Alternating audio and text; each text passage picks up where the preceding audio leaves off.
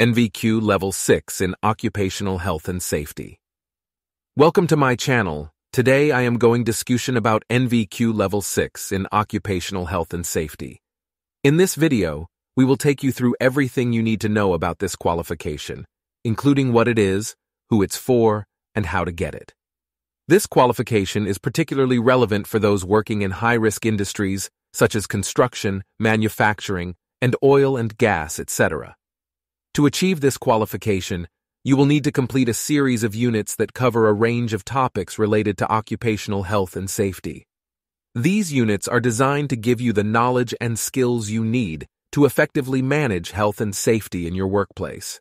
Some of the topics covered in this qualification include risk assessment, accident investigation, fire safety, and hazardous substances. NVQ Level 6 in Occupational Health and Safety is a practical qualification that focuses on real-life scenarios and practical applications. It is designed to help you improve your workplace's health and safety performance, reduce accidents, and improve the overall well-being of your employees. So, who is this qualification for? Well, it's suitable for anyone who is responsible for managing health and safety in the workplace, including managers, supervisors, and health and safety professionals.